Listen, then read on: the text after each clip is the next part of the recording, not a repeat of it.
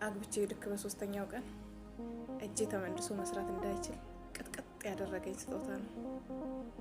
ሁለተኛው 2009 ግንቦት 20 ረመዳን ቀኑ እሁድ ነበር።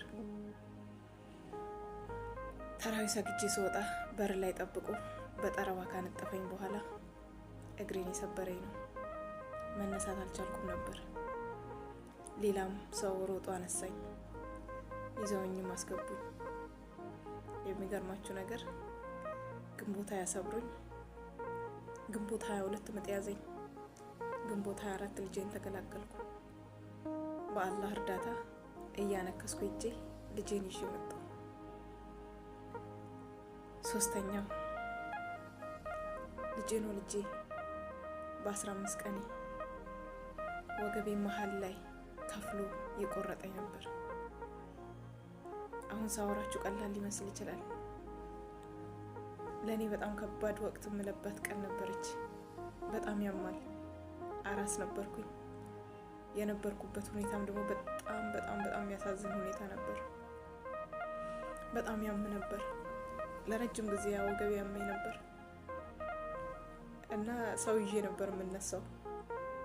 የዛች ቀን ከሱ መፋታትን ወሰንኩኝ።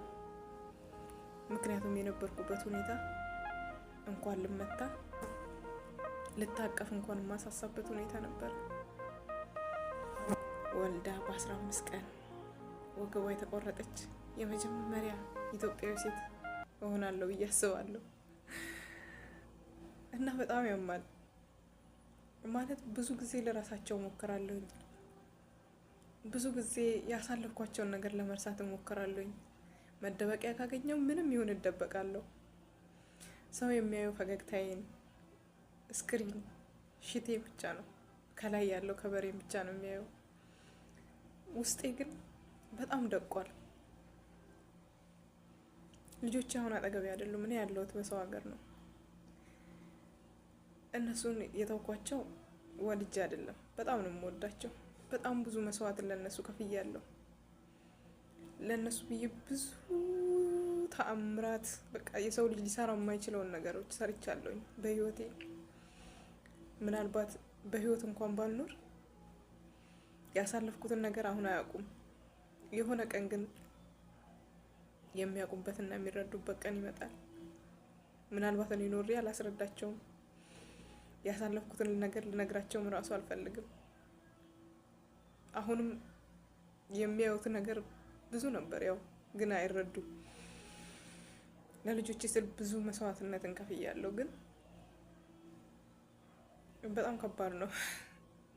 ምናልባት እንደኔ በየቤቷ ብዙ ነገር የምታሳልፍ ሴት ትኖራለች። እንደዚህ አይነት ከባባድ ስጦታዎችን ከባሎች የምንቀበል ሴቶች እንኖራለን። እና ወንዶች ግን ማስተላለፍላችሁ መልእክት፣ ሴት ልጅ ብርጭቆ ብቻ አይደለችም፣ አይንም ጭምር ነች። አላህ ሱብሓነሁ ወተዓላ ለሰው ልጅ መስገድ ቢቻል ለባል ሲል የባልን ክብር ሊያሳየን እንጂ ሴትን ዝቅ አድርጎ ወይም ሴትን እንድትረገጥ ማዘዙ አይደለም። ብዙዎቻችን ግን ሸሪዓን የምንረዳው በተገላቢጦሽ ነው። 4 ማግባት ሲል እንደ ኩንታል መደራረብ አይደለም። ሁሉም ነገር አካሄዳና ስርዓት አለው። ስንቶቻችን እንደዚህ ሴቶችን የጎዳ ነው። እኔ ሰውነቴ ላይ ያለው ጠባሳ ሁሉ ድኗል። የአእምሮዬና የልቤ መቼም አይድንም። ሁሌም ከዛ ነገር ውስጥ መውጣት እፈልጋለሁ። ሁሌም መዳን እፈልጋለሁ።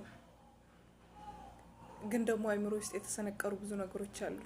በጣም የሚያሙ ጓደኛ፣ ዘመድ፣ እናት፣ አባት የማይረዳቸው ብዙ ነገሮች አሉ። ሰው የሚያዩ መሳቃችንን ቆመ መሄዳችንን ብቻ ነው። ግን በህይወታችን እንዳንድን የሚያደርጉ ጠባሳዎች፣ የወደፊት ህይወታችን ላይ ራሱ ምን ማድረግ እንዳለብን እንዳናቅ የሚያደርጉ ጠባሳዎች አሉ። በጣም የሚያሙ እና እባካችሁ በተለይ ወንዶች ሴትን ለመጉዳት አታስቡ።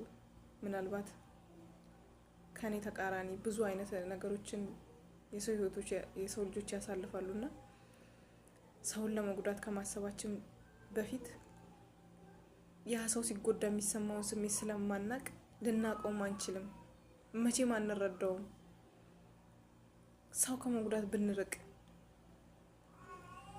እኔ ዛሬ ህይወቴ ላይ በቃ ምን ልበላችሁ በጣም ብዙ ነገር እያሳለፍኩ ነው፣ ብቻዬን ማለት ነው።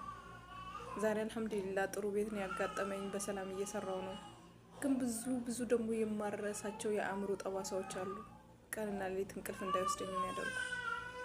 እባካችሁ ከስህተታችሁ ታቀቡ፣ አላህን ፍሩ።